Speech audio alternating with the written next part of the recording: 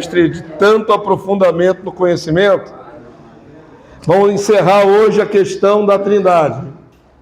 Já tem várias aulas que nós estamos falando sobre esse assunto. Eu espero que todo mundo já tenha chegado a alguma conclusão no seu coração, né? Será que ainda tem alguém em dúvida sobre a questão da personalidade do Espírito Santo? Ainda tem alguém em dúvida? Se tiver em dúvida, vamos colocar na mesa aí qual é a questão em dúvida ainda. Porque hoje a gente encerra esse assunto e na próxima aula vamos explorar outro aspecto da igreja primitiva em comparação com a teologia católica romana. Amém? Mas hoje a gente fecha o assunto da Trindade. Vamos falar um pouquinho de Agostinho hoje. Esse Agostinho aí é uma peça fundamental para os trinitarianos.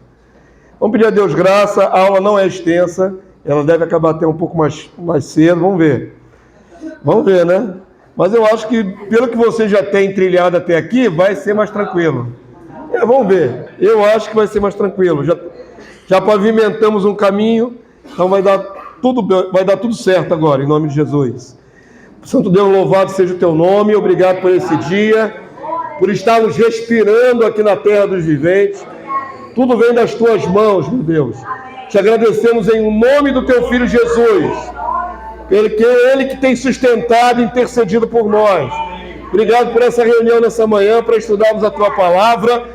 Que ela seja, Senhor, o nosso norte, a nossa bússola, para que jamais sejamos levados como meninos inconstantes por todo o vento de doutrina.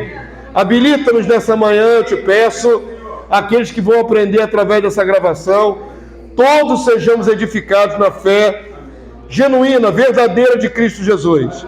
Nos abençoe, nós te pedimos, agradecemos em nome do Senhor. Amém e amém. Podem sentar, vamos lá, vamos começar. Lição 10. Trindade Católica Romana de Agostinho. O desvio consolidado.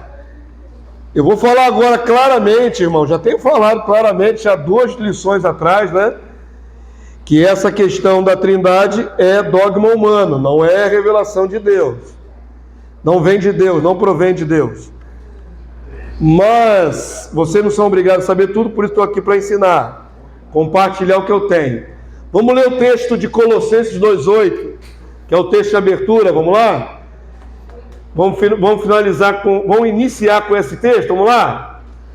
Cuidado que ninguém vos venha a enredar com a sua filosofia e vãs sutilezas, conforme a tradição dos homens, conforme o rudimento do mundo e não segundo Cristo. Cristo é a verdade em oposição à tradição dos homens. A filosofia. Filosofia é o que, irmãos? Era muito comum no tempo de Cristo, já era forte a questão da filosofia greco-romana, né? Os filósofos, Platão, como é que é aqueles outros? Sócrates. Esse período era muito fértil para a filosofia humana. E o que os filósofos faziam? Qual era a função dos filósofos greco-romanos? O que você sabe disso? Nada? Você não sabe nada? A base das ciências que hoje nós temos, toda ela é fundamentada, quase que toda na cultura greco-romana. Até a nossa democracia, irmão. O sistema que nós temos aqui é baseado nesse período greco-romano. Você não sabe nada de filosofia? Alguém estudou filosofia no colégio? Não era chato para burro, irmão? Filosofia é chata, irmão. Filosofia, vou resumir. Isso, fazendo discurso. Filosofia basicamente é o seguinte: é o homem tentando entender as coisas desse universo, do mundo, sem Deus. É simples assim, é o conhecimento humano. É o homem tentando entender as coisas. Por que o céu é azul? Por que chove, a água vem de cima e não sai de baixo? Imagina há 3.000 e tantos anos atrás o homem pensando isso. Então tinha alguns filósofos que ficavam a vida toda pensando. Por que o fogo é assim? Por que o fogo queima? Por que sai luz do fogo? Por que sai calor do fogo? E o camarada começava a pensar. Às vezes atribuindo alguma divindade, Às vezes não, sem divindade nenhuma, sem Deus nenhum. Não é? Pensando. Mas é do ponto de vista o quê? Humano. Para ele não há necessidade de dizer, isso aqui é uma cadeira. Tudo bem a cadeira. Mas ela depende do quê? Do quê? Exatamente. São perguntas que os homens ficavam ali matutando na sua mente carnal. Às vezes, lógico, não vou jogar toda a filosofia no lixo, não é isso? Mas às vezes eles acertavam um entendimento e a maioria das vezes erravam redondamente. A filosofia discute a mente humana. Só. Coisas. Princípio das coisas, sim. Todos os princípios das coisas foram estudados na filosofia, todos. A filosofia é o ser do homem, porque ele é o que... Não, mas é voltado para a matéria, principalmente há 3.000 anos atrás. Era voltado para a matéria. Tanto é que a palavra logos é um termo filosófico. Mas logos é ser. Logos não é ser, logos é a palavra. Sim, é a palavra. Razão. Está falando de ser. Sim, mas estou falando que não era só ligado a vasculhar a alma humana. Não é só isso, não. Eles discutiam sobre os elementos. Você aprendeu assim, eu estou te dando mais informações. Os elementos também eram estudados. A maioria dos elementos são estudados pela filosofia. Estão falando de coisas anteriores a Platão, muito mais antigas. Então preste atenção. Filosofia é um ramo vasto porque a mente humana pensa pra caramba e os caras saem escrevendo um monte de coisa, raciocinando em cima de um monte de coisa. Muita coisa que era erro, né? Assim, eu fiquei muito surpresa na origem, que é onde eu trabalho, que é um hospital de psiquiatria, um amigo que serviu comigo na Tijuca, no Glória, ele era suboficial, aposentou, e aí foi fazer filosofia, se aprofundar, ele Surtou. Estudando filosofia, ele surtou. demais. Pois é, filosofia é um ramo que é complicado. Agora que vocês não sabem, eu sei, alguns seminários teológicos investem em filosofia, bastante. Por exemplo, o seminário teológico que forma presbiterianos, os líderes presbiterianos estudam 5 anos de filosofia. 5 anos. Pois é, e aí eu vou dizer para vocês, é lógico que eu estou resumindo todo um conceito em 5 minutos. Estou resumindo a filosofia em 5 minutos. Mas ela pode levar até para apostasia, para negar Deus, viu, irmãos? A filosofia vai fazer a pessoa poder até negar Deus. Ela nega Deus, porque ela explica tudo pelo viés humano. Não precisa de Deus. Não precisa de Deus. Você explica tudo pelo viés humano. Então, o apóstolo Paulo, ciente que já naquela época haviam muitas filosofias que eram fruto de conhecimento humano, da tradição humana, ele adverte: cuidado membros do corpo de Cristo, igreja do Senhor, para que ninguém vos venha enredar, jogar a rede, enredar, jogar a rede, pegar com rede, com filosofia, ideias humanas, e não segundo Cristo. Amém? Então, já é uma oposição entre a filosofia humana, a elucubração da mente, e a verdade segundo Cristo. Amém? Avança aí para mim, vamos lá, vamos introduzir. Vocês vão ver como a filosofia ajudou Agostinho, que é o personagem principal que vamos estudar hoje, a consolidar a doutrina da Trindade. Lembram-se do que já estudamos até aqui? Qual foi o primeiro pai primitivo que começou a falar de Trindade? Vamos ver se vocês lembram. Tertuliano. Ali ele estava no 2º século para o 3º. Depois de Tertuliano, quem foi? O que aconteceu para que começasse a sistematizar a ideia da Trindade? Aconteceram dois. Dois o quê? Concílios. O primeiro, em Nicéia 325, para combater Ário, o bispo Ário, que falou que Jesus era uma criatura. Lembram disso? Aí fizeram o concílio em Nicéia, com o próprio patrono desse concílio sendo o imperador Constantino.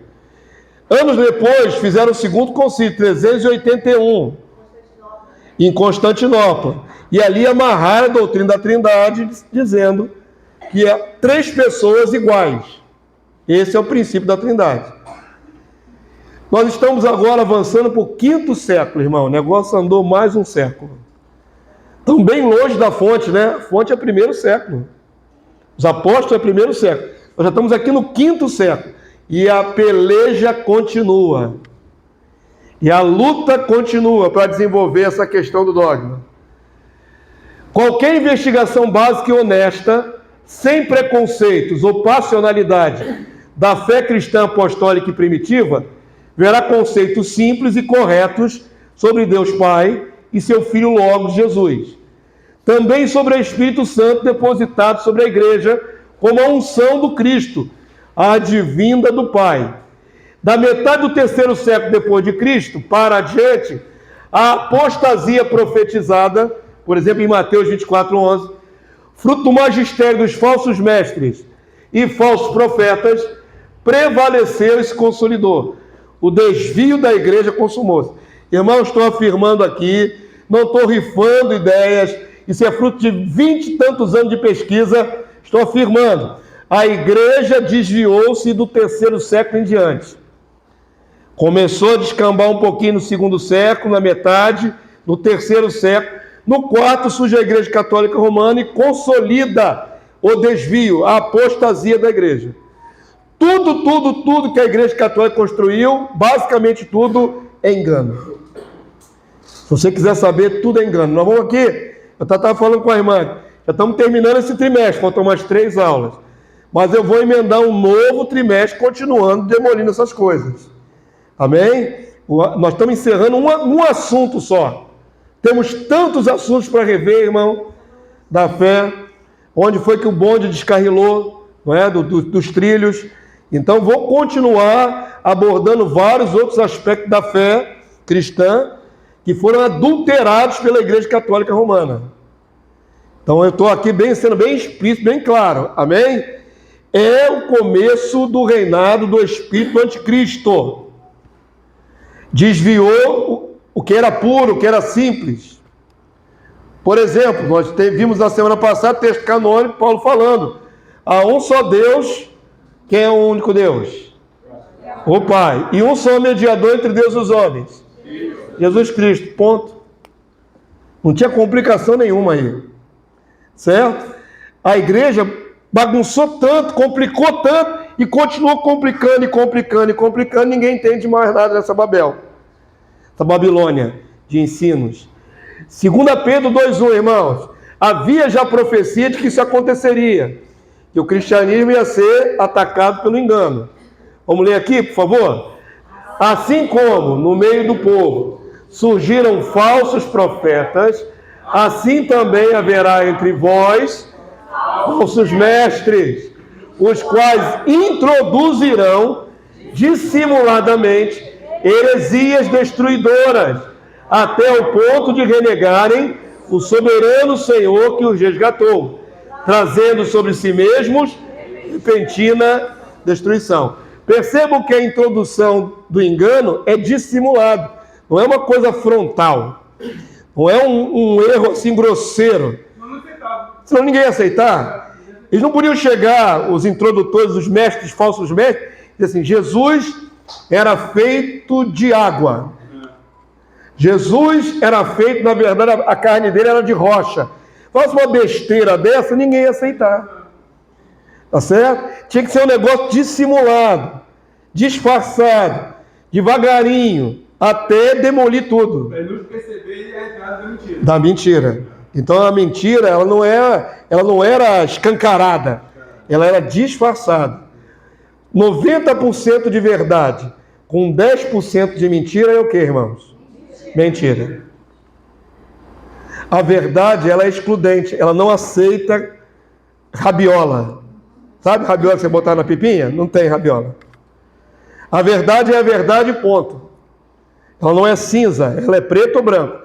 Então, quando começar a colocar 70%, 80% de verdade numa frase e introduzir ali 10%, 15% de mentira, esses 15% de mentira contamina todo o resto. Um pouquinho de levedo fermenta toda a massa, azeda toda a massa. Não adianta, o fermento é apostasia, é engano. Nós somos herdeiros de uma série de dogmas fermentados. A gente tem que voltar lá no princípio para tirar o fermento. É o que nós estamos tentando fazer. Essa partezinha final aí, até o ponto de... renegarem, né? Essa questão do Espírito Santo, ocorre isso, porque sem a gente perceber, eu mesmo nunca percebi isso, a gente acabava renegando, deixando Cristo de lado como intercessor, mediador, e a gente... se utilizando do Espírito Santo, que não existe. A gente renega, né? Acaba tirando a glória de Cristo. Agora pensa na Igreja Católica que chegou ao ponto de tirar Jesus do patamar de ser o Senhor, co-criador com Deus, e transformar ele num bebê no colo de Maria.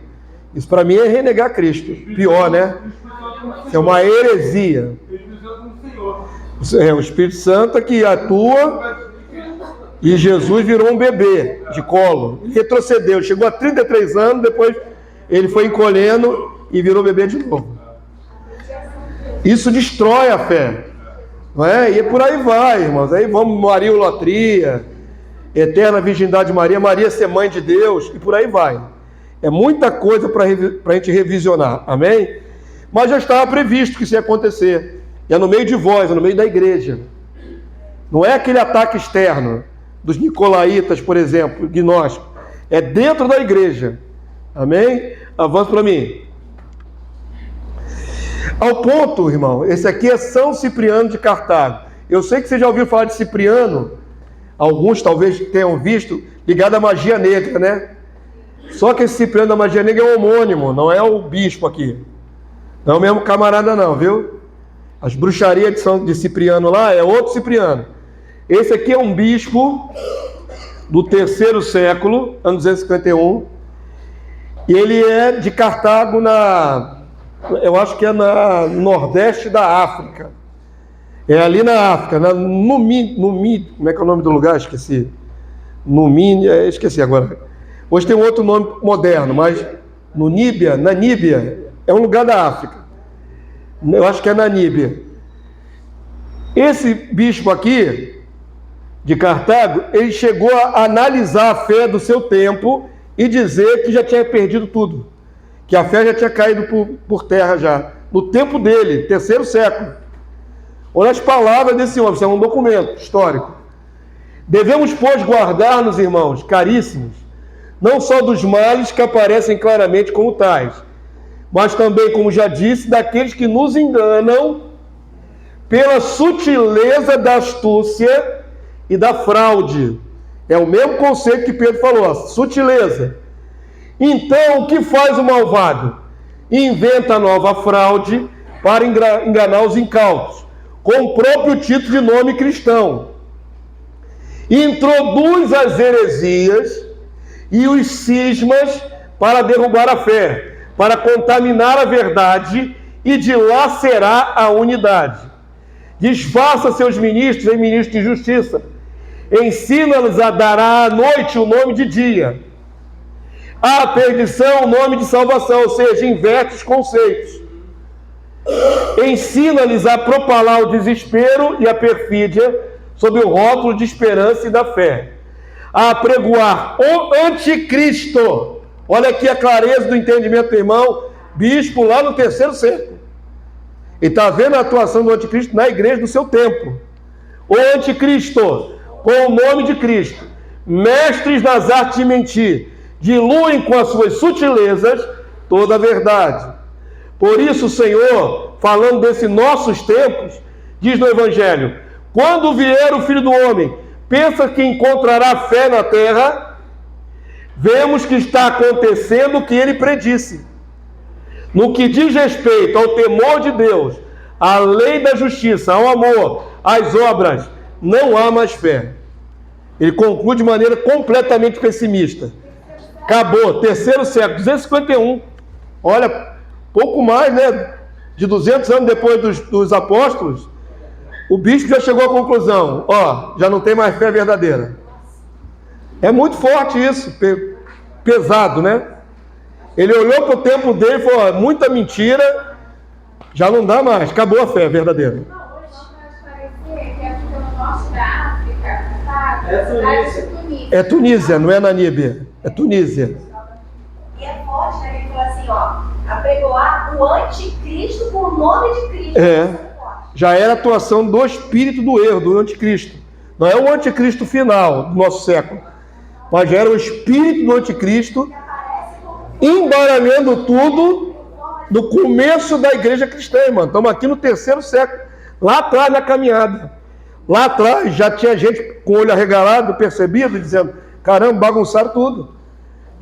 Já perverteram todos os conceitos. Chamando dia de noite, noite de dia, já inverteram tudo.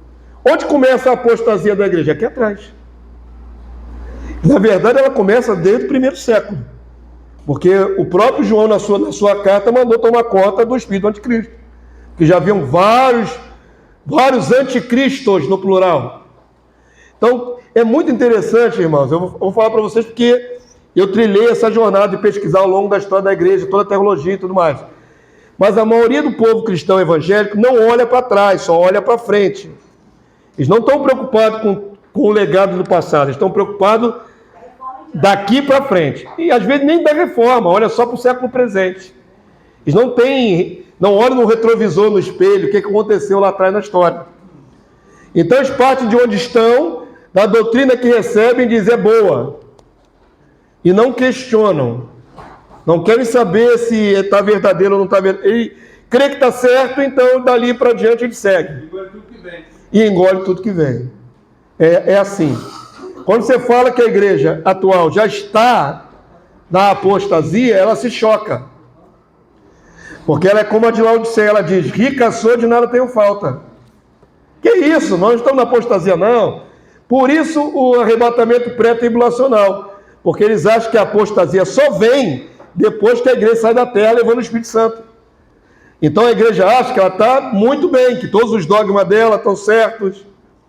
A reforma consertou muitas coisas, mas não consertou tudo. Ok? E uma das piores partes para consertar é sobre esse assunto do dogma trinitário, que tem origem, tem data de nascimento, mesmo assim ninguém olha para isso. Não olha, a maioria esmagadora não olha para isso. Que isso tem data, quando começou esse negócio. Avança aí para mim.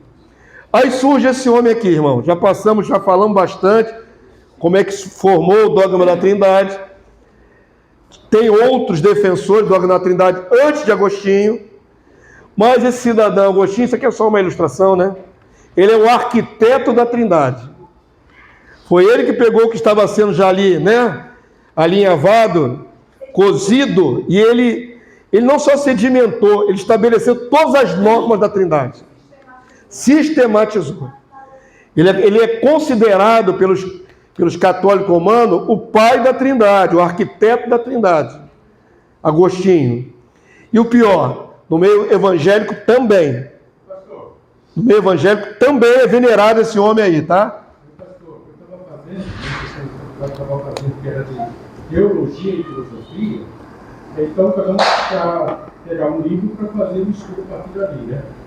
Tem pessoas que realmente veneram esse homem. Venera Agostinho. Então, eu estou fazendo trabalho e tem esse homem no patamar Altíssimo. Ou seja, como fica difícil a pessoa voltar, quando a palavra de Deus fala aqui, voltar para o primeiro amor, é para a origem. Né? Exatamente. Não é para voltar no tempo em que um dia eu me converti. Porque o que passaram para mim, essa é a verdade. Eu não tinha acesso, ou não tínhamos acesso para dar a verdade, então fica mais fácil sermos, vamos dizer assim, manipulados. Conduzidos, manipulados. A verdade é essa, ser manipulados. Porque fica mais fácil deles manipular o povo para que eles possam viver de acordo com a vontade dele. Exatamente essa. Ou seja, pega esses homens e traz para si, ou seja, fica cego, a mente fica atrofiada. E aí é complicado, porque para abrir de novo só o Espírito Santo de Deus.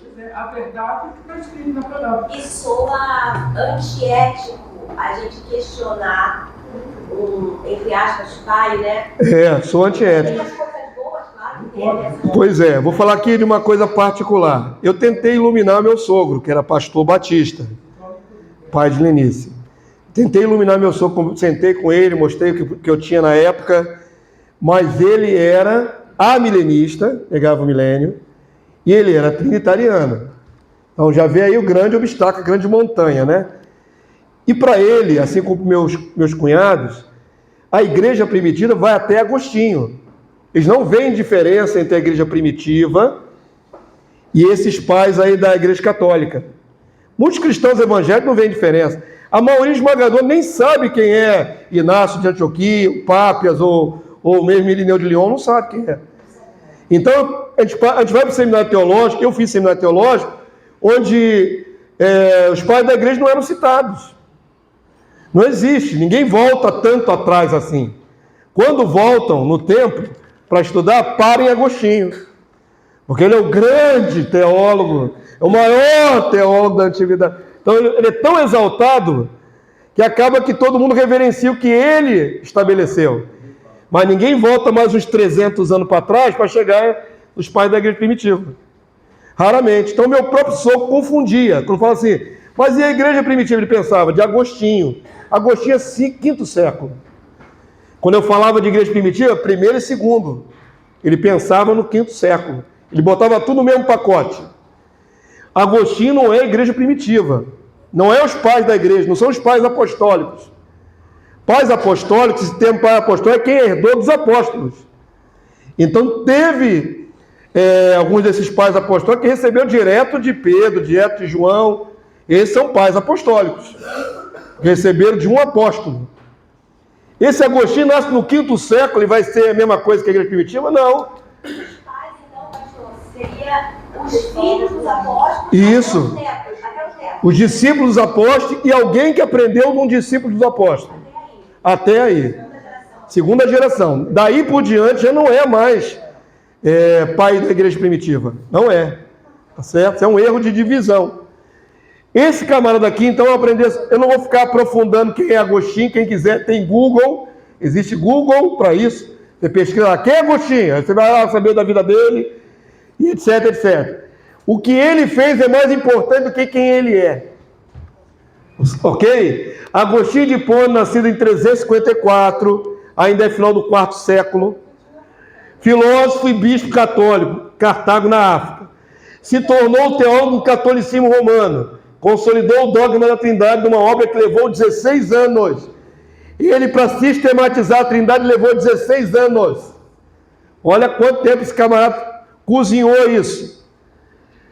Para compilar, né, a sua obra. Sua teologia é a base da fé ocidental. Preste atenção no que eu estou afirmando. Todos no Ocidente creem segundo o que Agostinho estabeleceu. Católicos e protestantes, evangélicos. Suas elucubrações filosóficas sobre Deus trinitário servem de base para o catolicismo, católicos e evangélicos, exercendo mais influência que qualquer outro escritor dos pais da igreja primitiva. Ele que exerce influência. Mais do que todos. Só que a própria igreja católica admite, por exemplo, que Irineu de Lyon era o grande teólogo da igreja primitiva. Só que ele não falava da Trindade como esse aqui fala. A introdução do livro de Irineu, ele é exaltado assim, Irineu. Lá em cima. O maior. Mas até o 2º século. Porque veio nascer depois o que é maior do que ele. Sabe por que ele é maior? Porque ele sistematizou a Trindade. O que importa não é o que Irineu pregava. O que importa é que ele consolidou o dogma mais santo, a santíssima Trindade. Eu debocho um pouquinho, irmão, porque é para escrachar um pouquinho. Mas se você fizer isso na frente de um trinitário, ele vai bater em você. Aplauda o seu gogó. Vai bater em você, aplauda a sua garganta. Avança para mim. Estou dando um mau exemplo, então. Vou parar de debochar. Vamos lá. Vamos conhecer o que esse filósofo Agostinho pensava da Trindade tão assim extraordinário. O que é tão extraordinário no conceito dele? Vocês vão ver que ele vai continuar chovendo no molhado. Ele não aumentou, ele não foi nem, digamos assim, inovador. Ele só foi sistemático. Ele conseguiu amarrar mais algumas pontinhas daquilo que estava muito solto ainda. Mas vamos ler o que ele pensava aqui. Vocês vão ver que basicamente não tem referências bíblicas. É da cabeça do cidadão. Com respeito às relações mútuas na Trindade, se aquele que gerou é princípio do gerado, o Pai é princípio em referência ao Filho, porque o gerou. Entretanto, não é uma investigação de pouca importância inquirir se o Pai é também o princípio com relação ao Espírito Santo, pois está escrito, procede do Pai. A referência, o textinho que ele se baseia é uma frase, né? Procede do Pai. Se assim for, é o princípio não somente do que gera ou faz, o Filho, mas também da pessoa que ele dá, o Espírito. Agora preste atenção nesse comentário aqui. A respeito do Filho diz, gera. E a respeito do Espírito, o que ele diz aqui? Dá. Mas ele chama de pessoa. Então ele não inova nada, ele só vai amarrando os conceitos. Para ele já é uma pessoa, o Espírito Santo, e ponto. Agora, o que estava difícil de explicar? A origem do Espírito Santo. A origem. A questão mais difícil da Igreja Católica, quando criou a Trindade, foi a origem do Espírito Santo. Porque do Filho sabemos que é originado do Pai. Mas e o Espírito Santo? É filho de quem? Ele é filho de quem? O Espírito Santo é filho de quem? É irmão de Jesus? Olha o que eles inventaram, irmão. Eu quero que você entenda uma coisa. Quando você lê a Bíblia, você se confunde com isso? Não. Hoje não. Mas olha o que eles inventaram. Em algum lugar Paulo fala que o Espírito é possivelmente também irmão de Jesus? Não. Pai de Jesus? Não. É um outro gerado por Deus? Não. Não há confusão no que está na sua Bíblia. A confusão foram eles que criaram. Só que eles não conseguiram, não é, fechar todas as questões. Aí ficaram pensando, séculos. Forçando a barra. Como não tinha uma origem no texto bíblico para o Espírito Santo, pois é, vamos lá. Isso lançaria uma possível luz sobre a questão que muitos preocupam, já preocupava muitas mentes isso, sobre a possibilidade de dizer-se que o Espírito Santo também seja filho, aqui ó, já que sai do Pai. Olha o rolo. Você vai ser filho e vai ser pai. Vai ser irmão e vai ser pai. A bagunça começa aí. Geram. Se Jesus é gerado pelo Espírito Santo, se ele for uma pessoa, Jesus é filho do Espírito. Sim, mas Jesus é o único. Mas aqui, quando não existia nada no universo, e já existia, olha o pensamento deles, não existia nada no universo, já existia o Pai, o Filho e o Espírito Santo, e já eram 3 pessoas. Como é que surgiu essas 3 pessoas? Sempre existiram? Entenderam qual é o problema? Porque do Filho claramente diz na Bíblia que saiu do Pai, que foi gerado pelo Pai, é filho. A relação interpessoal é de filho e pai. Mas com o Espírito Santo? Pois é, nós sabemos disso, mas a cabeça deles, quando envia mais uma terceira pessoa, tem que explicar. É filho do Pai, o Espírito Santo? E agora? E aí ficaram aqui batalhando para resolver esse imbróglio, né? Essa bagunça aqui que inventaram. Saiu do Pai, sim, mas não como nascido, mas como dom. Aí, olha, o que a palavra de Deus fala sobre sutileza? O que é uma coisa sutil, irmão? Uma coisa suave, certo? Que ninguém, quase imperceptível. Não tem como dizer que o Espírito Santo nasceu de Deus. Não seria segundo gerado. Seria segundo filho de Deus. Qual é a palavrinha assim que eles pensaram? Vamos chamar então como? Dom. Dom. Talvez colocando a palavra dom explique. Explicou? Não. Isso ainda vai dar mais rolo. E por isso não pode se dizer filho. Estão estabelecendo que o Espírito Santo não pode ser o segundo filho de Deus, já que não nasceu como unigênito. e nem foi criado como nós, que nascemos para adoção filial pela graça de Deus. Essa é a loucura. Entendeu? Depois que inventaram o dogma, tiveram que ficar se defendendo. Avança para mim. Em nenhum lugar Agostinho tentou demonstrar biblicamente estas afirmações. Ele não pode usar texto bíblico para explicar o que ele está falando ali. Não tem? Se utilizando de dualismo platônico, é filosofia platônica, escreveu sua obra máxima sobre a Trindade entre os anos 400, já no quinto século, e 416. Nessa época ele era bispo em Cartago. O mesmo Cartago que estava lá o Cipriano, quase que um século depois, Agostinho assumiu a cátedra lá, assumiu o bispado lá, em Cartago, na África, quinto século. Mais um pouquinho dos dizeres dele. Eu não vou enfadar vocês não, eu falei que a aula é curta. Terminou isso aqui, acabou Agostinho. Eu acho que já deu para mostrar qual é a luta, né? A luta dele, já deu para mostrar? Estão entendendo? Alguém está com dificuldade de acompanhar esses raciocínios doidos aqui? Não. Os diferentes nomes aplicados a cada uma dessas três pessoas na Trindade. Se são pessoas, tem nome pessoal. Certo? Traduzem relação recíproca, tais como pai e filho. E agora a palavrinha mágica para explicar o Espírito. E dom de ambos, o Espírito Santo. Com efeito, não se pode dizer que o Pai é a Trindade, ou que o Filho é a Trindade, nem o dom ser a Trindade. Começaram a chamar o Espírito Santo de dom.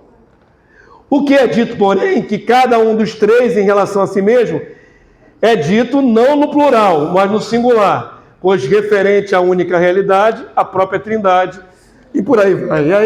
Aí é Rolando Lelo. Aí é discurso da Dilma Rousseff. Aquele discurso assim, nós não temos uma meta, mas quando alcançarmos a meta, vamos dobrar a meta. Mas não tinha meta, como é que dobrou? Essa é demais, né? Não, eu me divirto horrores com a Dilma. Estocar o vento é loucura. Ela tinha fumado alguma coisa antes. Aquilo ali é loucura. Estocar vento é loucura. É uma vergonha ter sido dito na ONU. Mas já é uma vergonha para o brasileiro, né? Uma mulher que era líder da nação falar que ia estocar o vento. Isso é loucura. Mas ela fala de maneira randônica. Ela se explica e se nega ao mesmo tempo na mesma frase. É uma loucura. 30% filosofia. Agostinho. Mas não é, mas não é. Não é, mas é. E acabou. É uma enrolação, enrolation. A gente percebe nas falas dele querendo se explicar de forma profunda que lá no fundo ele acaba dizendo que o Espírito Santo é aquilo que hoje a gente crê, que ele vem do Pai, né? Mas não vai ficar tão simples assim, não. Eu vou mostrar que vai piorar isso aí, minha irmã. Vai ficar pior isso aí. Qual é a grande dificuldade, irmãos? Nós já passamos 3 aulas estudando sobre isso. A grande dificuldade foi transformar o Espírito Santo em mais uma pessoa, só isso. Nunca a Igreja Católica negou a filiação de Jesus em relação ao Pai. A Igreja Católica não nega isso. Não pode se negar, porque está escrito na palavra. O problema é o Espírito Santo. A espinha encravada ali, a pedra no meio do caminho, o elefante na sala, é o Espírito Santo. Porque quando inventaram que ele é mais uma pessoa, tem que defender isso. Só que não defende biblicamente. Defendem com filosofia. E esse Agostinho era um filósofo. Primeiro ele foi filósofo, depois se tornou bispo. Então a mente dele era filosofal, digamos assim. Quando eles utilizam a Bíblia, é porque já ocorreu aquelas alterações, né? Ocorreram alterações e já leem com o óculos da Trindade. É aquele problema. Quando você recebe um óculos para ler a Bíblia, sem o óculos você lê o que está escrito. Com o óculos você lê conforme ensinaram você a ler. É o que acontece com a maioria de nós quando chega numa igreja. Eu cheguei na igreja batista, me ensinaram pelo viés batista. Se eu tivesse chegado na Assembleia de Deus, eu ia me ensinar pelo viés da Assembleia de Deus, que não é a mesma coisa do viés batista. Mas é algo comum entre eles, que é o Espírito Santo. Todos eles creem na Trindade, que vem da Reforma Protestante, que vem da Igreja Católica Romana. Vai voltando a história. Aí, nesse caso aí, eu sempre. Eles concordam com isso. Mesmo que seja diferente, mas eu não concordo. Tem coisa que não dá para o camarada discordar, está escrito na Bíblia. Jesus é o Filho de Deus, ponto. Não tem como ele discordar disso. Diga, amado. Ele fala Pai, o Espírito Santo é o dom. Em que sentido ele quis dizer o dom? Porque eu estou pensando aqui que Paulo fala que os dons vêm do Pai. Dom é dádiva, a palavra dom, dádiva, que Deus dá. Esse é o sentido. O Espírito Santo nos é dado. Isso aí até aí não tem nada errado. Mas usar essa palavra para justificar que ele seja uma pessoa, não explica a pessoa. Não explica a relação dessas pessoas. Eles usam uma palavra que é bíblica. O Espírito não nos foi dado, logo é um dom. Beleza, bonito, tá, até aí tá bonito. Mas continua sem explicar como é que funciona a origem do Espírito. A questão é na origem. Porque se vai esmiuçar isso até a origem, ele tem que ser... Só existem duas coisas no universo, irmão. No universo criado por Deus, segundo a Bíblia. Ou é gerado, ou é criado. Só. Os anjos foram gerados por Deus? Não. Eles foram criados. O ser humano foi gerado ou criado por Deus? Criado. Os animais, o mundo, criado. Ou é criação de Deus, qual é o único gerado? Unigênito, único gerado. O filho que estava junto com o pai desde a eternidade. Só existem essas duas categorias, abarcou anjo, o mundo visível, tudo que existe. Não existe uma terceira possibilidade. O problema é que o Espírito Santo, eles não conseguiam dizer que era gerado. Se for gerado, vira irmão de Jesus. Outro filho. Para dizer isso era muito... Aí não dava. Se disser, é criado, piorou. Aí dá mais para o arianismo. Eles não conseguiam nem dizer que era gerado nem criado. Ou impasse. Se é uma pessoa que sai de Deus, tem que ter essas duas origens. Ou é gerado, ou é criado. Qualquer outra definição não existe no universo, pela Bíblia. Aí, para não falar, porque não conseguiam definir isso, começaram a usar a palavra dom. Não é nem gerado nem criado, é um dom. Pronto. O dom é para explicar o inexplicável, entendeu? Explicou muito. Usou uma palavrinha pequenininha, dom, e acabou a discussão. Eu já ouvi muito falando sobre o Espírito, quando você vai falar sobre o Espírito Santo. Ai daquele que blasfemar contra o Espírito Santo. Sim. Entendeu? Então, às vezes... É o Espírito Santo de Deus. A blasfêmia é para Deus, não é para o Espírito Santo. Eles já não querem nem que achem que isso aí, se falasse alguma coisa, ele pode pegar alguma, vamos dizer assim, maldição, alguma coisa assim. Pois é, o medo, entre aspas, de falar contra o Espírito Santo, de blasfemar contra o Espírito Santo, mantém o povo todo debaixo desse domínio. Presos. Quer dizer, a nossa fé não tem que ser explicada. Vocês acham que a gente tem uma fé cega? É uma fé cega, sem base nenhuma bíblica? A nossa fé é bíblica. Com base no discernimento humano? Você não questiona nada na Bíblia? Eu questiono um monte de coisa na Bíblia. Eu tenho que questionar. A partir do questionamento eu consolido a minha fé. O que fizeram os bereanos, irmãos? Eles disseram amém para tudo que Paulo falou. Paulo falava, eles amém, amém, amém. Não, eu questiono. Penso, logo existo. Filosofia agora. Questiono. Paulo está falando? Vamos ver se é verdade? Parte do princípio do questionamento. Vamos analisar se é. Qual é a base para eu analisar se é? As Escrituras. Então, é a partir do princípio do confronto com o que está sendo dito. Provai os espíritos. Botar a prova. Botar a prova é questionar. Ou não é questionar? Se você não questiona nada, essa é a minha grande luta nos seminários aqui. Vem um monte de gente de outras igrejas, sentam aqui, ficam felizes com a revelação do reino, mas eu acho que elas recebem de maneira passiva, muitas delas, sem questionar. Da mesma forma que quando pregarem de outra coisa diferente, também vão receber passivo sem questionar. Só troca uma coisa pela outra. Quando, na verdade, o que faz a gente ter convicção de fé é questionamento, confronto. Você olha, analisa e diz, eu não estou entendendo. Deus me revela, Deus revela. Agora eu entendi. Ninguém mais tira isso do seu coração. Quando eu aprendi essa questão do Espírito Santo, comecei a aprender, me vinham à mente vários textos bíblicos. E eu expunha esses textos e pensava, você falou isso. Por que isso? Mas e por que isso aqui? E por que você está Isso, justamente. Até que foi entrando no entendimento. Eu sou. A gente precisa ser assim, né? Precisa ser assim, você tem que questionar. Por que é isso? Por que é assim? Como explica esse texto então, né? Por que é assado? Você não questiona nada, você vai ser conduzido. Você tem que questionar. Se eu não me engano, a minha aula da EBD é um questionamento aberto sempre. Sempre foi assim desde que começou a igreja. Eu sempre estimulei vocês a interagirem. Eles podiam muito bem só ficar ouvindo a aula até o final. Não podia ser assim? Só uma, como é que se chama? Uma palestra. Só eu falando e vocês só ouvindo.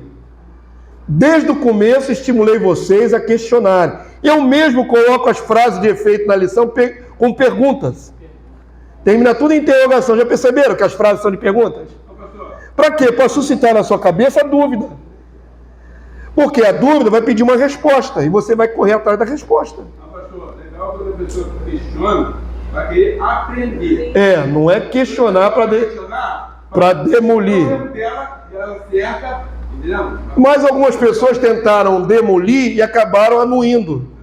Porque quando você confronta, você está na dúvida. Você confronta, você coloca na balança seus próprios conceitos em comparação com aquele outro. Foi o que ela disse. Ela começou a questionar, rever tudo que estava crendo. Questionava assim, ao mesmo tempo querer aprender, mas ao mesmo tempo querer fazer a minha defesa de como eu creio ao máximo possível. Não, você está errado, porque olha que esse texto aqui. Você está tentando provar que aquela visão está errada.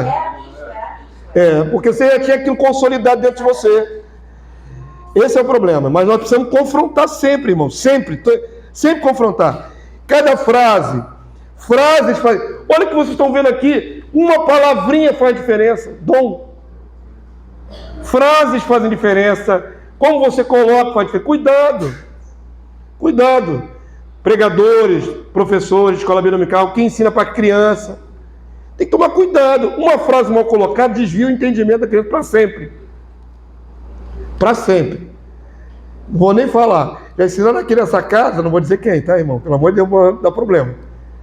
Que Deus colocou os peixes dentro da arca de Noé. Já, meu irmão. Como é? Então dentro da arca também tinha aquário. Meu Deus, o dilúvio foi de água. Só tirar os peixes do mar para botar dentro. Senhor da glória. Entendeu? Já falaram uma bobagem dessa aqui nessa casa para criança. Vamos para cá. Não está voando por fora da arca, botaram dentro da arca. Eita ferro, sou. Isso sem contar um monte de coisa, irmão, que eu já ouvi na vida aqui, né? Então preste atenção, queridos. A gente ser criterioso é muito importante. Porque a nossa fé fica mais forte, mais firme. Quando você tenta negar alguma coisa e você é convencido que estava certo, pronto, você foi convencido, nunca mais te engana naquele aspecto. Entenderam? Por isso que eu estou falando, já estamos na terceira aula analisando isso com profundidade. Tem alguém com dúvida ainda? Isso não é vergonhoso, irmão. Ela falou, ela lutava para manter o que tinha antes. Então, se você tem dúvida, coloca qual é o seu ponto, pode tentar jogar luz. Até porque a gente também costumava antes combater muito as testemunhas de Jeová, né? Então isso às vezes criava certa resistência. Quando alguém falava assim, no dogma da Trindade não existe. A gente associava logo aos testemunhos de Jeová. A tendência era combater, Eu tive esse sentimento também. Assim como o reino na terra. Reino na terra, o que você pensa imediatamente? Testemunho de Jeová. É um preconceito, mas não uma análise. A maioria esmagadora dos evangélicos nem sabe qual é a doutrina do testemunho de Jeová na prática, com profundidade, não conhece. Falta de análise, nós temos que analisar tudo. Paulo diz, examinar e tudo, tudo. Retém o que é bom. Paulo conhecia filosofia, Paulo conhecia doutrina do herege, examinava tudo. O famoso Bispo Irineu de Lyon, ele escreveu 5 livros contra as heresias. Ele teve que entender a heresia primeiro para poder combater. Ele analisou tudo. Tem que analisar tudo, irmão, à luz da Escritura. Qual é o parâmetro da Escritura? Sabe o que falava na minha igreja, quando falava nos testemunhos de Jeová? Eles falavam, foge deles, nem conversam, eles estudam muito a Bíblia, então foge. Porque eles são mais preparados que muitos evangélicos. Estudar, ver. Não, foge porque eles sabem mais, entre aspas. Vamos para cá. Isso é uma luta, é uma vergonha, né? Quer dizer, você não tem como confrontar uma doutrina herética, porque você não tem conhecimento para confrontar. E deveria ter conhecimento. Por isso vocês são aqui expostos ao conhecimento teológico mais aprofundado possível, irmãos. Vamos lá. Quem poderá compreender a Trindade? Olha. Ele não está explicando a Trindade? Então como é que começa a conversa agora dizendo que ninguém pode compreender? Vocês estão entendendo qual é o problema? Ele vai envolver a Trindade num papel solofone, sabe aquele papel brilhoso? Com um lacinho de fita em cima e amarrar. É mistério. Ponto. Essa é a defesa da Igreja Católica para a Trindade. Quem poderá compreender a Trindade onipotente? E quem não fala dela, ainda que não compreenda? É rara a pessoa que, ao falar da Santíssima Trindade, saiba o que diz. Nem ele, mas... Discute-se, debate-se, mas ninguém é capaz de contemplar essa visão sem paz interior. Quisera meditassem os homens sobre 3 coisas que têm dentro de si mesmos. As 3 bem diferentes da Trindade. Indico-as para que se exercitem e assim experimentem e sintam quão longe estão desse mistério. Olha o misterinho aqui. Ó. Quem poderia exprimir facilmente esse conceito? Quem teria palavras para o exprimir? Quem de algum modo ousaria pronunciar-se temerariamente a esse respeito? Ou seja, queridos, não dá para alcançar. É mistério e ninguém fale nada. Engula. Ponto. É porque é. E acabou. E quem não quiser crer é herege, está excluído da igreja. Pastor, coloca diante de uma pessoa dela, né? Olha lá, diante dele, e tem carro comentar, mostrando a palavra. Não tem como, gente. Não tem como, ele vai pela filosofia, é escorregadio. Começa o seguinte, irmãos, os que discutem na internet, eles não partem da isenção. Eles já partem do conceito pronto da Trindade. Os que discutem na internet, outro dia entrei, vou te dar a palavra. Outro dia entrei na internet para ver amigos nossos de canais que são até conhecidos, defendendo a Trindade. Eles não vão partir da dúvida se é ou não é verdadeiro. Eles já partem do conceito. Eles já creem no conceito e começam a discutir em cima do conceito. Eles não retrocedem antes do conceito. Vou dar um exemplo. Se você tem na mente que o Espírito Santo é uma terceira pessoa, você nem discute isso na sua mente. Você aceitou. E quando você vai debater que não é, você vai se agarrar a texto para dizer que é. Como, por exemplo, o Espírito Santo geme, o Espírito Santo faz isso, faz aquilo outro. Aí você está se agarrando já ao conceito estabelecido no seu coração. Intercede.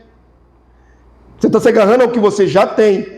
Você não abre mão um pouquinho, bota o que você já tem na mesa e vamos examinar o que eu tenho. Eles não discutem assim. Eles já discutem já crendo que estão absolutamente certos. E qualquer um que combate o que eles estão falando está errado. Eles não avaliam o que eles mesmos têm, né, no coração. Formada. Então não tem discussão com esses. Qual é a discussão que tem com esses? Tem que tomar cuidado, senão vai tirar óleo. Você está com a verdade. Se não for enrolado, é acabar não indo a eles, né? É complicado. O inexplicável, eles então usam o conceito da água, né? A água no estado sólido é água, no estado líquido é Mas é uma estupidez. Mas é uma estupidez firmar a trindade com coisas trinas. Isso é uma estupidez. Tem muita coisa que é tridimensional. Mas tem muita coisa que é bidimensional. Tem muita coisa que é unidimensional. Tem muita coisa que é polidimensional. Isso não prova a trindade. A trindade não é três. O problema não é ser três. Eu posso afirmar para vocês que Deus é trino? Presta atenção no que o pastor vai falar aqui para não confundir a cabeça de ninguém. Eu posso afirmar que Deus é trino? Posso. Se eu achar na Bíblia um texto que diz assim, Deus é uma pessoa, ele tem seu espírito e ele tem sua capacidade de falar, seu logos. Então Deus é trino. Dizer que é três não é afirmar a trindade. O que é a trindade? É dizer que esses três são pessoas. Isso é a trindade. Então dizer que o Pai e o Filho são dois não é trindade. Isso é fato. Mas dizer que o Espírito Santo é a terceira pessoa, isto é trindade. Outra coisa, pastor. Porque aí você não vai ser você não crê apenas em Deus. Então você vai crer em Deus, Pai, vai querer em Deus, Filho, e vai querer em Deus, Filho. E todos eles são um Deus só, para não cair no politeísmo. Pois é, exatamente. Aí é que está o X da questão. Percebam que a trindade é algo genial, irmãos. Eu acho a coisa mais genial que o anticristo criou foi a trindade. É genial. Ela foi envolvida no mistério, no papel celofane, amarraram a ponta com a fita e colocaram num patamar mais alto. É a coisa mais sagrada que existe para o cristianismo, é a trindade. Não toque, imagina, botou no celofane, botou num patamar bem alto e disse assim, só veja, mas não toque. Só veja, mas não desembrulhe. Só veja, mas não queira saber do que é feito. Para mim, o dogma da trindade é a coisa mais genial que o anticristo criou. De tudo. Porque ele é inescrutável, ele não se pode alcançar, não se pode contender, não se pode analisar, não pode fazer nada. Nada. Ninguém. E aí, aceita. Diga, madame. E acho que é por isso que é importante a gente, claro, tem que falar para pessoas que já estão interessadas nisso. E é difícil. Mas falar para pessoas novas, porque a minha experiência, quando eu cheguei, eu era muito crua, eu sabia muito pouco E quando eu soube o Evangelho do Reino, o Destino do Céu, a questão da Trinidade, fez mais sentido para mim do que aquilo que eu aprendi.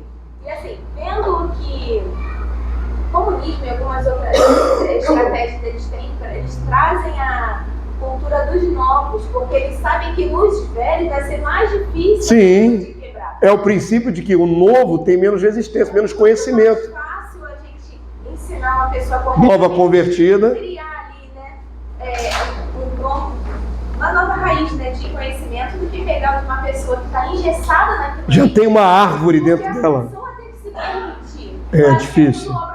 Só Deus. Não tem a escolha dela de deixar ou Pensa no dogma da trindade já dentro das pessoas como uma árvore bem grande, frondosa. E outra coisa, E aí como é que você vai tirar essa árvore dentro dela? a gente também Só Deus.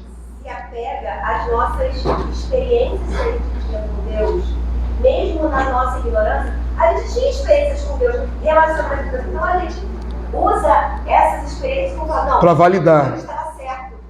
Mas... Só que a gente hoje vê que Deus, ele mesmo assim, ele usa a sua graça, a sua misericórdia, ele se manifesta, porque ele sabe que a gente não tem entendimento. Diga aí, mamãe. Pastor, eu queria só fazer uma observação que eu achei interessante aqui, a gente discutir sobre isso. Os testemunhos de Judá, eu acho todos os equívocos graves deles, mas eu acho que eles não creem no céu, eles creem no reino da terra, apesar dos equívocos, e não creem na verdade, né? Assim, eu acho que, olhando, né, para o todo, eles vêm quebrar. Eles saíram um pouquinho daquele formato, né? Mas eles negam o filho, mas aí o resto tudo é só a graça de Jesus. Eles dizem que não creem no nada. O filho acaba quase virando um anjo. É Gabriel, é Miguel. Pastor, só uma pergunta Oram, eles oram. Testemunho de Jeová ora. Metade da minha família é Testemunho de Jeová. Já frequentei o salão uma vez. Mas ele não olha em voz alta não, pastor. Oi? Ele não olha em voz alta não. Não, eles oram do jeito deles lá, Ju. Eles oram do jeito deles lá. Vamos voltar para cá. Eles só não oram conosco. Diga, irmã Maria Lúcia. Quase uma ameaça, né? Quem de algum modo ousaria anunciar temerariamente Não é quase uma ameaça não, irmã. É uma ameaça. Não é quase uma ameaça não. É constrangedor, é cercear mesmo. E o dogma estabelecido pelos concílios ecumênicos chegou a dizer: quem não crê na Trindade assim é herege. Está cortado, não se salva. Eles engessaram o dogma e disseram assim: se não crê, não se salva. E acabou. Então a salvação não é crer em Jesus, é crer no dogma da Trindade. Chegou a esse ponto de constrangimento, de punição. Então não crer na Trindade não é salvo. Olha que ponto que chegou. Ao tentar explicar a concepção de três pessoas interagindo, existindo em unidade, Agostinho apela para o mistério inalcançável, colocando a Trindade num patamar acima de qualquer compreensão. É incompreensível. É mistério. Avança para mim, vamos lá. Porém, a minha fé e a sua fé, ela tem raiz bíblica. O apóstolo Paulo diz que nós temos a mente de Cristo. Para pensar, ué. Ou não? Com mente humana carnal, nós não alcançamos nada. Mas o Senhor não colocou dentro de nós o Espírito Santo? Jamais negamos ter o Espírito Santo. Mas o Espírito Santo dentro de nós não ilumina a nossa mente? Então, Deus criou um negócio que ele é tão sagrado, mas não se explica, e a nossa mente fica infrutífera. Percebam que tudo que Deus revelou ao homem, Ele quer revelar a nós, os seus filhos. Amém? Precisamos entender. Não pode ser porque é. Mistério que não é dado aos cristãos. Olha o que o apóstolo Paulo diz, 1 Coríntios 2,14. Ora, o homem natural não aceita as coisas do Espírito de Deus, porque eles são loucura. E não pode entendê-las, porque elas se discernem, ou seja, se discernem com o Espírito. Se temos o Espírito, podemos discernir as coisas. Verso 15, igreja, está bem grandão aqui, ó. Porém, o homem espiritual julga todas as coisas. Homens e mulheres espirituais devem julgar as coisas. Confrontar pela razão, pelo entendimento do Espírito. Analisar. Julgar. Ah, pastor, não pode julgar. Não é isso que a palavra de Deus diz. Não julgar os outros é não jogar no lago de fogo e enxofre. Você não tem poder para isso. Mas a palavra nos manda julgar? Sim, julgar a nossa fé, nosso entendimento, nossa razão. Tem que entender o que você está falando, irmãos. Então, com o Espírito espiritual, julga todas as coisas. Passa tudo no crivo da palavra. Mas ele mesmo não é julgado por ninguém. Pois quem conheceu a mente do Senhor que o possa instruir? Nós, porém, temos a mente de Cristo. Ou não é para a gente não tem? Temos. Ele fala no plural. Paulo diz assim, eu tenho a mente de Cristo. E por isso é um dom especial de Paulo. Nós todos temos a mente de Cristo.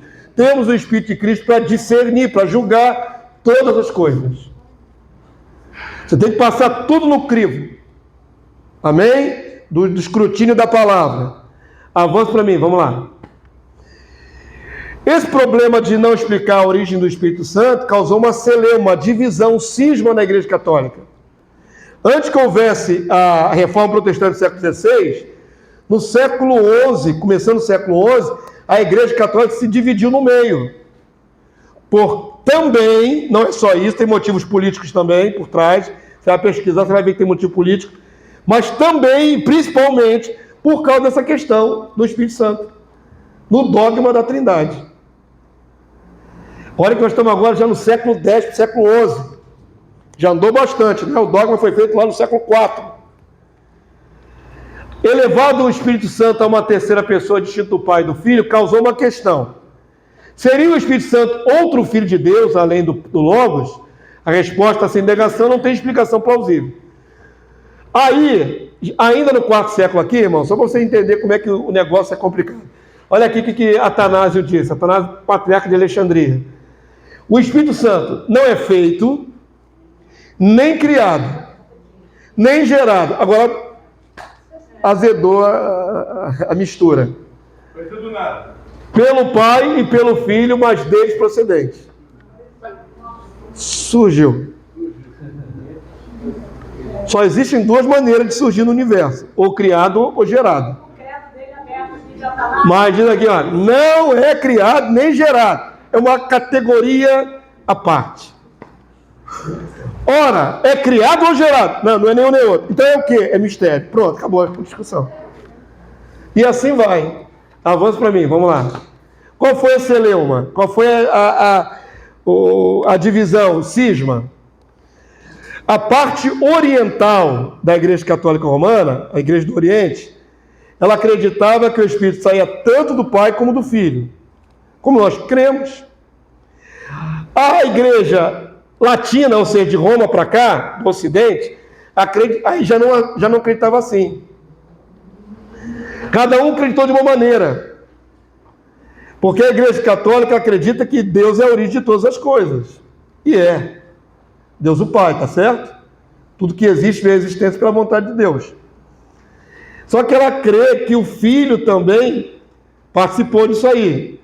E aí cria-se uma confusão básica aí. Ou o Espírito Santo saiu do Pai e do Filho, ou o Espírito Santo saiu só do Pai. O Oriente já achava que saiu só do Pai.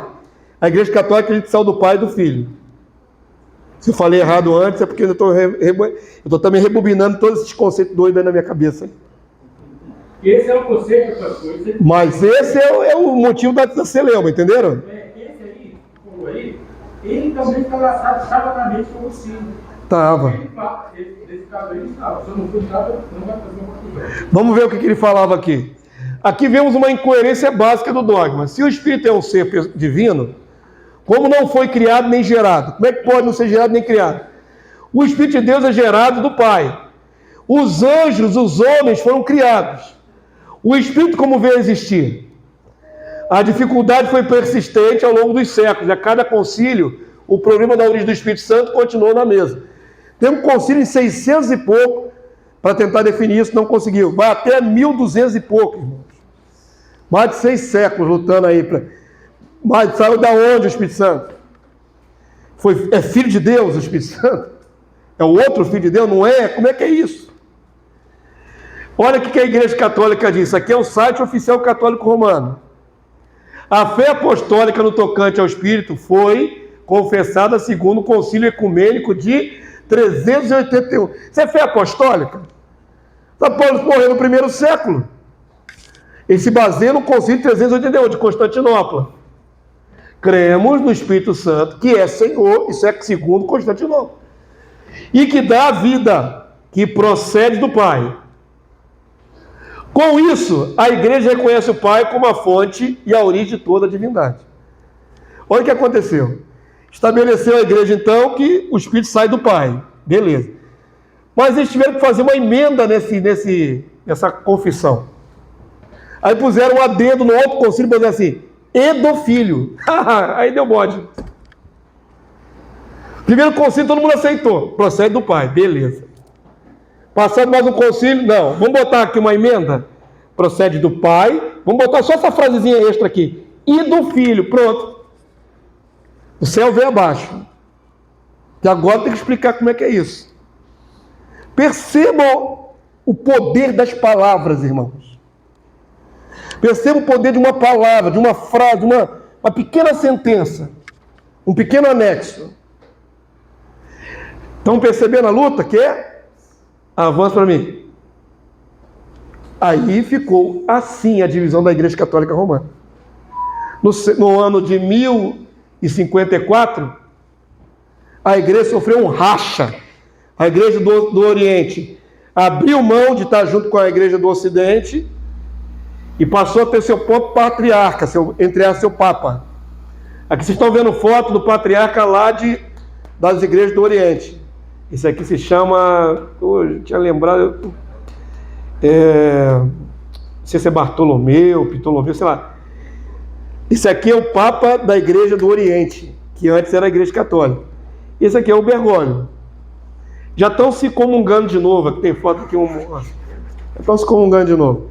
Mas por muitos séculos, a igreja do Oriente rompeu com a igreja do Ocidente, dividiu o catolicismo romano no meio, por causa disto aqui. Dividiu. Pai, Filho, e dos dois procede o Espírito Santo. Essa é a posição do Ocidente. Do Oriente, tanto o Filho como o Espírito procedem do Pai.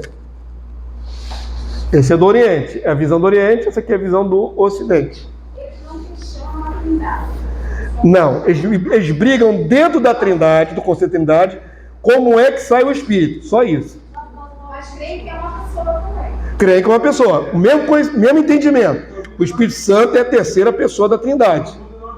Só a luta saiu da onde? Olha, irmãos, olha só, irmãos. Dividiu o Império Romano no meio por causa disso. Hein, pastor? A gente crê o Espírito Santo, ele provém do Pai, não é isso? Através do Filho. Isso. Procedente do Filho. Mas a Igreja Católica também defende essa ideia, que o Filho participa no envio do Espírito. A questão é a origem de quem saiu o Espírito Santo. Origem. Olha que isso leva séculos, irmão, de luta, de concílio, um monte de gente queimando a cabeça. Por que queimaram tanta cabeça? Porque inventaram um negócio que não tinha. Se tirasse, antes dessa invenção, tinha essa luta toda? Não tinha. Mas por causa da invenção, tiveram que ficar explicando, tentando explicar, e não conseguiram nunca. Passou 6 séculos e não conseguiram explicar. E dividiu o Império Romano no meio por causa disso. Dentro da própria Igreja Católica, um cisma entre os latinos do Ocidente e os do Oriente, que asseveravam que o Espírito só pode ser procedente do Pai, e não ao mesmo tempo do Pai e do Filho. Gerou a ruptura no ano de 1054, com a emancipação da Igreja Ortodoxa do Oriente. Já ouviram falar da Igreja Ortodoxa do Oriente? É a ex-Igreja Católica Romana. Só que os do Oriente não aceitam essa fórmula aqui.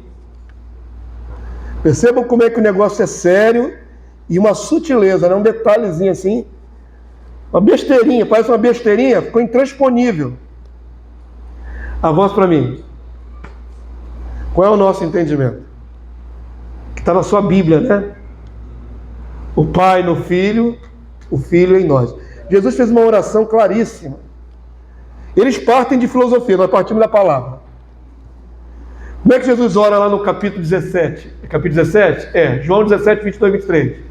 Abre aí, por favor, alguém esse texto e lê pra gente. É tão claro que Jesus fala. Vamos lá, quem tem o aplicativo, a Bíblia, abre aí, por favor. João, capítulo 17, versos 22 e 23.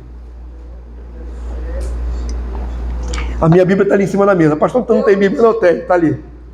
Eu lhes tenho transmitido a glória que me tens dado, para que sejam um como nós o somos. Eu neles e tu em mim, a fim de que sejam aperfeiçoados na unidade, para que o mundo conheça que tu me enviaste e os amaste, como também amaste a mim. Até aí só até aí. Eu lhes tenho transmitido a glória que tu me tens dado. Olha como é que é a transmissão. O Pai dá para o Filho dá para a igreja. Transmissão. Não tem nenhuma pessoa aqui em voga. As únicas pessoas em voga é Pai e Filho aqui e a igreja. Essa é a verdadeira triunidade. De nenhuma maneira citado, se qualquer menção à personalidade do Espírito, está falando de unção, de poder, de transmitir a essência dele. Aí Jesus fala, eu neles quem? Na igreja, os discípulos. E tu em mim, para que sejam aperfeiçoados na unidade. Como é que é a unidade? Deus no Filho, Filho na igreja. Não é isso que está escrito aí, sem torcer Nada, nadinha, nadinha? Como é que é a transmissão é unidade? O Pai no Filho, o Filho na Igreja. Isso é a unidade. Simples assim. Essa ilustração aqui é para ajudar você a lembrar. O Pai no Filho, o Filho na Igreja. De certa forma tem 3 aqui, já que gostam todo do número 3. 1, 2, 3. Aqui tem um monte, né? Milhões, mas é a terceira parte, digamos assim. Vocês gostam tanto de 3? Estou vendo 3 também, coisas aqui. O Pai em Jesus, Jesus na Igreja. Qual é a dificuldade? A dificuldade é que cria uma terceira pessoa. O que é a terceira pessoa? A suposta terceira pessoa aqui nesse gráfico? Não, a Igreja não. A unção que desce do Pai no Filho, que desce na Igreja. Aqui no gráfico, o que seria o Espírito Santo? Isso aqui, ó. Não, eu digo no sentido que elas são feitas seres humanos, né? Que são adoradores. Sim. Então, quem é a terceira pessoa? Não tem terceira pessoa. Não existe terceira pessoa. Existe o Pai, o Filho e a Igreja. Em nós o Espírito do Pai. Agora vamos ver origem. De onde procede a fonte de tudo? Do Pai, Jesus Cristo amado. Mas também tem a participação do Filho? Claro que tem. Mas não como origem, mas como transmissor. Isso é difícil de compreender? Não. E a origem do próprio Filho vem de onde? Do Pai. Pois ele tem uma fonte. Ele é o mediador. Isso que se chamou de ponte é a mediação dele. Tudo que nós recebemos vem de Deus através do Filho. A mediador é o que está no meio. É o intermediário. Se eu pôr o Espírito Santo como outro intercessor, então já não tem alguém no meio, tem 2 no meio. Tem 2 no meio, não pode. Aí, não pode, aí teríamos 2 mediadores. A palavra é clara em dizer que é só Jesus. Absolutamente claro. Avança para mim de terminar. Logo, a fonte de toda existência é o Pai. Apocalipse 4:11, está lá em cima. Vamos ler grandão lá? Agora é texto canônico, não é elucubração da mente. É aquilo que nós devemos nos agarrar. Apocalipse 4:11, vamos lá? Tu és digno, Senhor e Deus nosso, de receber a glória, a honra e o poder, porque todas as coisas tu criaste. Sim, por causa da tua vontade vieram a existir e foram criados. A vontade de quem criou tudo no universo? Pai, Deus Pai. A vontade do Filho era diferente da do Pai? Se eu sempre jogo dúvidas no coração de você, para citar a resposta. Era. Todo mundo respondeu errado. Nossa, se a tua vontade não a minha. Tenho vontade divergente, mas faça a tua. Vocês acabaram de errar todo mundo em coletividade aí. A vontade. Eu perguntei, a vontade do Pai era a mesma do Filho? Era? Não. Pensa antes de falar. A sua pergunta é em relação à criação das coisas ou em relação a... Então, depende do contexto que eu estou perguntando.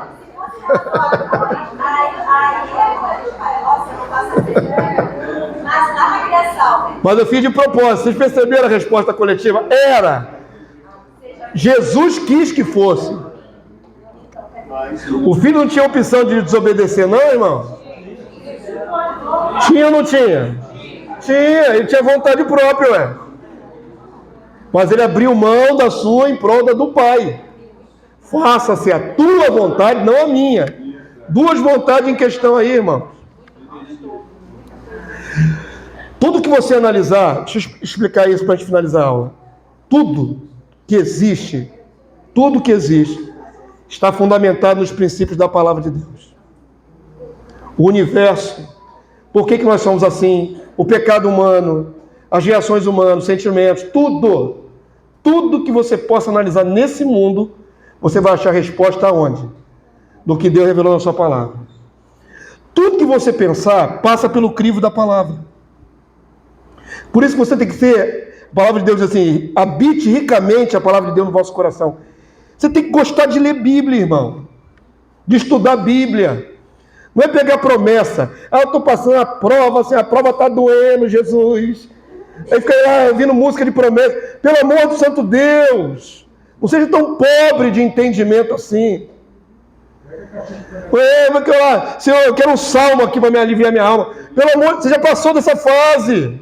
Você tinha que estar conhecendo as profundidades. Ficar no leitinho a vida toda. 30 anos de evangelho. Continua no leitinho?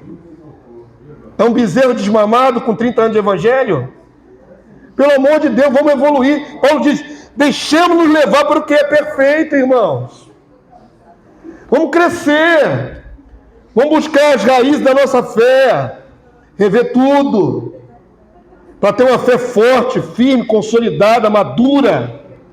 Crescente. Olha, ainda mais digo, madura, mas ainda com crescimento. Não chegamos ao patamar ideal ainda não. Mas tudo que você for analisar na sua vida, vai à luz da Escritura. Ela vai te dar o norte. Ela vai te dar uma explicação. Ela vai te dar um parâmetro. Se ela não falar diretamente sobre algum assunto, pelo menos um parâmetro ela vai dar. Por exemplo, não tem na Bíblia que não pode fumar. Se um fumante perguntar a você, onde é que está na Bíblia o versículo que eu não posso fumar? Qual versículo você vai dar? Todas as coisas. Mas nem todas me convêm. Pensou biblicamente. É isso aí. Eu não tenho um versículo que diz que não possa fumar, mas eu tenho um versículo que diz, nem tudo me convém. Isso é pensar biblicamente. Em tudo da vida. Tudo da vida. Tudo da vida. Da vida que é na terra. Sempre procure amarrar com um texto bíblico. Passar pelo crivo da palavra. E aí você não erra. Não é levado. Não vira esquerdista. Como é que pode ser um cristão esquerdista? Impossível. Ou é cristão esquerdista? Como é que pode ser um cristão que é homossexual? Impossível. Ou é cristão ou homossexual? As duas coisas são incompatíveis. Então tem que manter o corpo livre. Por que tem que manter o corpo livre? Vai lá para a Bíblia. Por que você não pode comer demais? Vai lá para a Bíblia. Você é guloso, glutão? Está lá na Bíblia. Tudo que você quiser na sua vida está lá na Bíblia. Para você analisar. Passe tudo pelo crivo da palavra. Amém? Senão você sai da palavra e começa a elocubrar da sua mente. Aí viaja. Tudo tem que estar na palavra. Deus é a origem de tudo, fonte de tudo. Amém? Em Apocalipse 22:1, igreja, para terminar. Então, está tão desencontrado, vamos juntos, vamos lá. Então me mostrou o rio de água da vida, brilhante como cristal, que sai da onde? Dois tronos. Duas pessoas divinas. E aonde está a suposta terceira pessoa? A água da vida, o Espírito que Jesus enviou. Conversou com aquela mulher na beira do poço lá. Se você me pedir, te dou a água da vida. Do que Jesus está falando? Rios de água viva do seu interior. Do que ele está falando? Do Espírito que procede do Pai como fonte e que passa pelo Cordeiro e chega em nós. O filtro, ou o cano, ou o transmissor, sei lá. Aí vai te fazer analogias, fica meio complexo, mas Jesus está no meio. Filtro tira impureza. A água é limpa, nem toda analogia fica perfeita, né?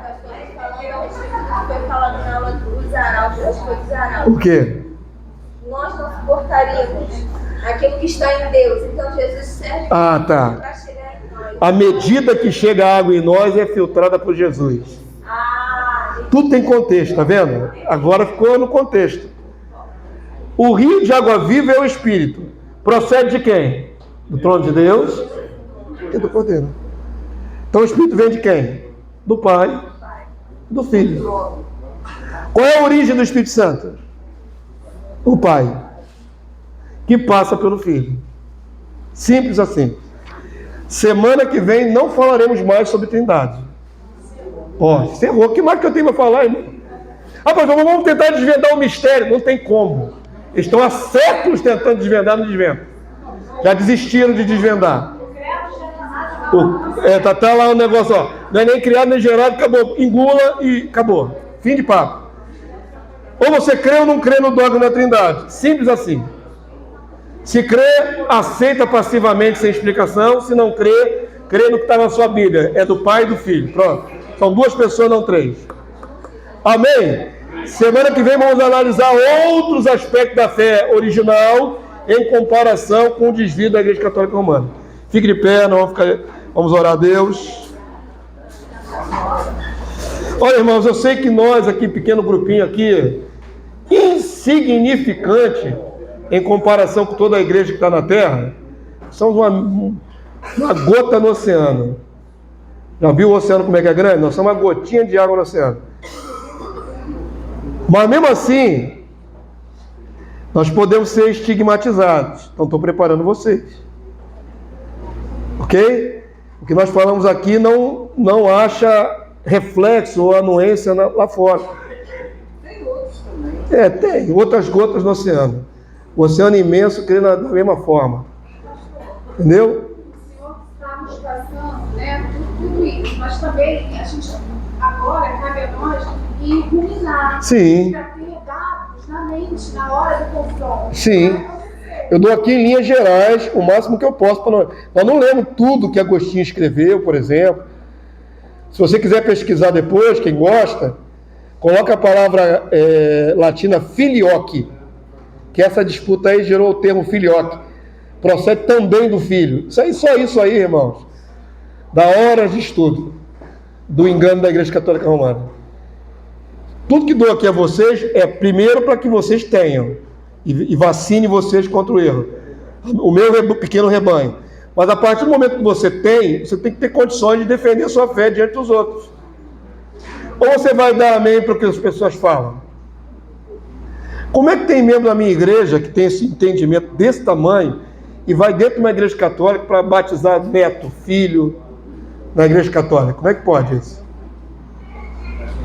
Você consegue ir numa igreja católica e o padre lá falar em nome do Pai, do Filho e do Espírito Santo, batizando um bebê que não tem consciência de nada, e você está lá junto dizendo amém?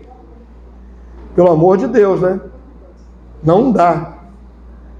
Simplesmente não dá. Você está negando a fé. Mas é meu filho, meu neto, não interessa o grau de parentesco. E a verdade, como é que fica? Vigia, por favor, em nome de Jesus. Não quero ver mais nenhum membro da igreja aqui e na Igreja Católica Romana dizendo amém para essas coisas, viu? Vigia, pelo amor do santo Deus. Você pensa que o negócio é sério diante de Deus. Deus sabe que você já sabe. Deus não leva em conta o tempo da ignorância, mas agora Deus sabe que você já ouviu. Então não é mais ignorante. Amém? Oi? Tem festa junina agora. Festa junina, julina, é tudo romano. É para exaltar São João. São João, São Pedro. Pastor, mas eu gosto de festa junina. Vamos fazer uma festa junina gospel? É o que as igrejas fazem, mas adapta e fica tudo santo. Vamos fazer a festa junina gospel. A gente tira, né? Botou o gospel, ficou santo. Meu irmão, lamentável. Isso tudo vai nos isolando cada vez mais do contexto, ficamos mais separadinhos, né? Mas isso também nos torna tão discriminados, irmãos. Glória a Deus. Vamos pedir a Deus graça. Senhor, nós te louvamos por essa manhã na tua presença. Mais uma vez, Senhor, te agradecemos pela tua misericórdia, pela tua graça, Senhor. Nós cremos, Senhor, que não somos melhores do que ninguém, mas pelo teu grande amor e a tua infinita misericórdia que nos tem aberto os olhos para analisarmos e enxergarmos as bases da fé. Senhor, continua apurando o nosso coração. Ainda que tenhamos que pagar algum preço, Senhor, por causa disso, que a tua destra seja sobre nós, a tua graça nos basta. Nos ajuda, Senhor Jesus, nosso mediador, a mantermos uma fé, Senhor, forte, firme, bíblica, para que não sejamos, Senhor, de maneira alguma tentados a negociar a verdade que o Senhor já nos deu. Nós não queremos negociar para ficar bem com ninguém, Senhor. Então, em nome do Senhor, em teu nome, Jesus, te pedimos graça. Dá graça às ovelhas que estão aqui nesse rebanho. Dá graça às ovelhas que não são desse aprisco, mas que são tuas ovelhas, Senhor. Abre o entendimento dos teus servos. Sabemos que não é por força nem por poder, mas é pelo Teu Santo Espírito. Trabalha, Senhor. Trabalha, porque nós cremos que a Tua verdade sempre prevalecerá. Seja todo homem mentiroso e seja Deus verdadeiro. A Tua verdade sempre vencerá. Então continua trabalhando em nós e através de nós te agradecemos. Agradecemos ao nosso Deus e Pai. E agradecemos ao Cordeiro, nosso mediador. Em Teu nome, Jesus. Amém e amém. Leva-nos em paz a viver esse dia para a glória do Senhor. E voltarmos logo mais à noite para Te adorar.